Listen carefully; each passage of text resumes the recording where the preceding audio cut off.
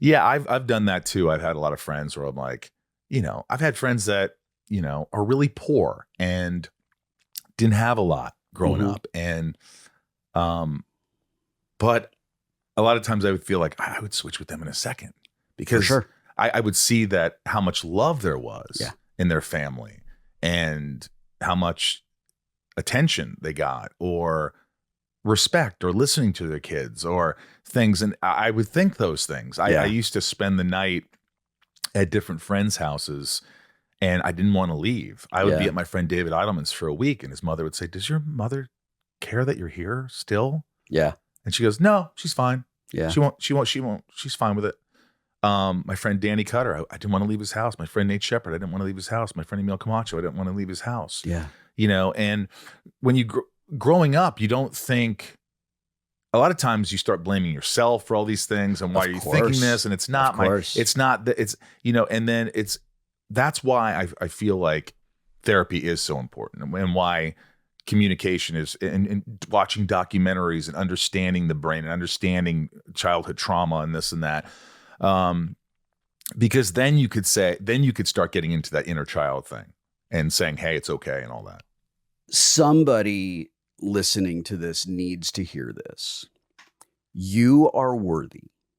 You deserve to be happy. You deserve to live a full and satisfying life. 1,000,000%.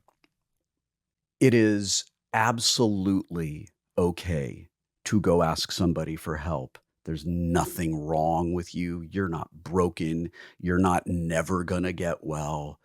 It's a thing that I promise you are not the first and you are not the last person to go through this. And you absolutely can pick up that phone call.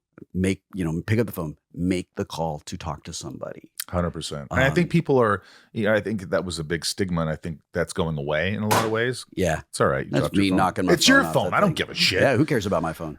That's not the worst it's happened to it today. On the way here today, I was going up the on-ramp on the freeway, and I jammed it into the cup holder, and the phone was like, I'm going to fly out of the cup holder, and I'm going to go underneath the passenger seat into that place where you can't reach me. It always does that. It knows how to piss you off.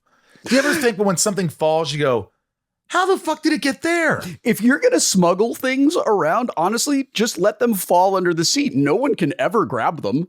They just run away from you while you try to pick them up. I think they have a mind of their own. Yeah, I was taking my nightly pills before I go to bed, and I dropped one down, and I put my hand down there, and I go, how is it not within a foot or 2 feet of my hand? Isn't it crazy how far away those things can bounce? It rolled to the fucking wall. Yeah. And now it's got lint and shit on it, dog hair. Yeah. I'm like, what the? You did like a Mario World double jump. What the hell? To find my pill. Yeah. No, I'm glad you said that. I'm glad you said that because a lot of people need to hear it. And a lot of people